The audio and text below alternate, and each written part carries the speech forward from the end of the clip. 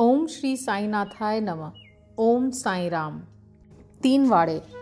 नीम वृक्ष के आसपास की भूमि श्री हरि विनायक साठे ने मोल ली और स्थान पर एक विशाल भवन का निर्माण किया, जिसका नाम साठे वाड़े रखा गया। बाहर से आने वाले यात्रियों के लिए वह वाड़ा ही एकमात्र विश्राम स्थान था, जहाँ सदैव भीड़ रहा करती थी। नीम वृक्ष के नीचे चारों ओर चबूतरा बांधा गया। सीढ़ियों के नीचे दक्षिण की ओर एक छोटा सा मंदिर है, जहाँ भक्त लोग चबूतरे के ऊपर उत्तराभिमुख होकर बैठते हैं।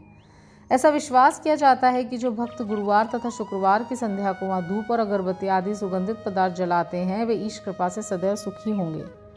यह वाड़ा बहुत पुराना तथा जीर्ण शीर्ण स्थिति में था तथा इसके जीर्णोद्धार की नितांत आवश्यकता थी, जो संस्थान द्वारा पूर्ण कर दी गई। कुछ समय के पश्चात एक द्वितीय वाड़े का निर्माण हुआ, जिसका नाम दीक्षित वाड़ा रखा गया। काका साहब दीक्षित कानूनी सलाहकार जब इंग्लैंड में थे, तब वहाँ उन्हें किसी दुर्घटना से पैर में चोट आ गई। उन्होंने अनेक उपचार किए, परंतु पैर अच्छा न हो सका। नाना साहब चांदोरकर ने उन्हें बाबा की कृपा प्राप्त करने का परामर्श दिया, इसलिए उन्होंने सन 1909 में बाबा के दर्शन किए। उन्होंने बाबा से पैर के बदले अपने मन की पंगुता दूर करने की प्रार्थना की।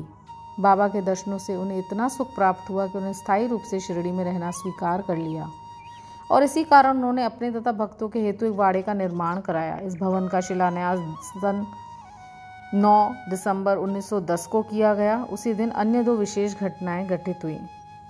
श्री दादा साहब खापड़े को घर वापस लौटने की अनुमति प्राप्त हो गई और चावड़ी में रात्रि को आरती आरंभ हो गई। कुछ समय में वाड़ा संपूर्ण रूप से बन गया और रामनवमी 1911 के शुभ अवसर पर उसका यथाविधि उद्घाटन कर दिया गया। इसके बाद एक और वाड़ा मानो एक शाही भवन नागपुर के प्रसिद्ध श्रीमंत बूटी ने बनवाया। इस भवन के निर्माण में बहुत धनराशि लगाई गई। उनकी समस्त निधि सार्थक हो गई, क्योंकि बाबा का शरीर अब वहीं विश्रांति पा रहा है और फिलहाल वह समाधि मंदिर के नाम से विख्यात है। और उस मंदिर के स्थान पे पहले एक बगीचा था, जिसमें बाबा स्वयं पौधों को सींचते और उनकी देखभाल किया करते थे।